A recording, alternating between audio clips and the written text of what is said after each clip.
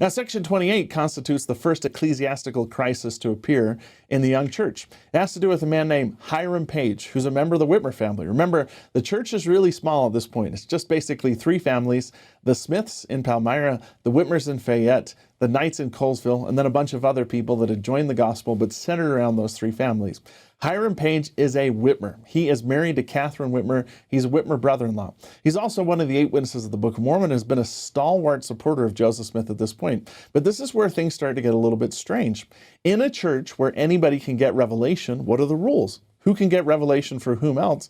And what is the hierarchy of revelation that exists within the church?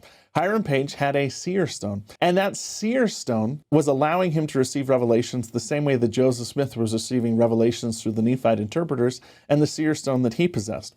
Hiram Page received these revelations, and they were not only revelations that guided Hiram Page and his family, but revelations that were intended for the whole church. So again, what are the rules regarding revelation? This alarmed Joseph Smith enough that he decided he had to do something about it. The description that he gives of Page's revelations is found in the history of the church, where Joseph said, Hiram Page, one of the 8 witnesses of the Book of Mormon plates, began receiving revelations through a stone concerning the upbuilding of Zion and the order of the church and so forth, but which were entirely at variance with the order of God's house as laid down in the scriptures and in our own late revelations. Another church member, Newell Knight, described that Hiram Page had received several revelations about the government of the church and other matters, but that these revelations were in contradictions to the New Testament and the revelations already received. Newell Knight recorded, "Here was a chance for Satan to work among this little flock, and he sought to do this by means to accomplish what persecution failed to do." Joseph was perplexed and scarcely knew how to meet this new exigency. So Page was receiving revelations, but there was already a couple red flags here. Number one, that the revelations, whatever they were, and we don't have a complete record of them today, contradicted the New Testament and contradicted the revelations that had already been received.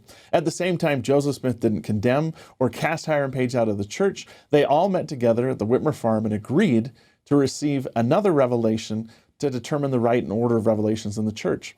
Newell Knight recorded, "The conference having assembled, the first thing done was to consider the subject of the stone in connection with Hiram Page. And after considerable investigation and discussion, Brother Page and the other members of the church present renounced the stone and the revelations connected with it, much to our joy and satisfaction."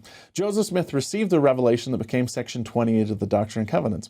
And it set forth a couple things. Number one, anybody can get revelation in the church, but revelation to the entire church comes through an ordered stewardship. The president of the church has the right to receive revelation for other people. And everybody down to their own stewardship has the right to receive revelation. Now, you might think that this is a peculiar thing to an early church where there's only a handful of members, but it's still something that exists today. For instance, as late as the 20th century, the president of the church at this time, Joseph F. Smith, was warning members of the church against people that claimed they were receiving revelation on behalf of the entire church. President Smith said, "From the days of Hiram Page, at different periods there have been manifestations from delusive spirits to members of the church. Sometimes they have come to men and women who because of transgression became easy prey for the arch deceiver." He went on to say, "No person has the right to induce his fellow members of the church to engage in speculations or to take stock in ventures of any kind on the specious claim of divine revelation or vision or dream, especially when it's in opposition to the voice of recognized authority. The Lord's church is a house of order. It's not governed by individual gifts or manifestations, but by the order and power of the holy priest that is sustained by the voice of the church and its appointed conferences."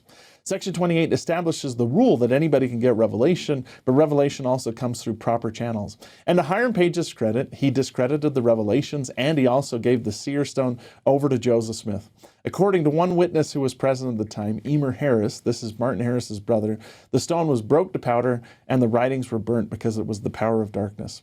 From that point on, we've had an established order of revelation within the church. The Lord speaks to every single one of us and will give us revelation to direct us in our own lives, and also in the stewardships that we have. But those revelations will always be in harmony with the scriptural canon. That's why the canon exists, and also with the teachings of the present leader of the church, the person that holds the priesthood keys, or the president of the church. So why do we use water instead of wine? Because of revelation.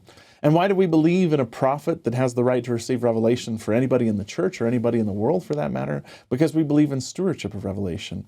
Every single one of us has the right to pray and ask the Lord to confirm in our hearts the revelations that come to the prophet. But Section 27 and Section 28 establish the major changes that affect the entire church come through the order channels of revelation to those that hold the priesthood keys. Early on in the church, all these rules were set up, and there's still the rules that govern the church today. Because as important as it was for them to have revelation with only a handful of church members, it's that much more important for us today when we have several million members of the church to pay heed to and listen carefully to not just the instrument of revelation, but the source of revelation, Jesus Christ.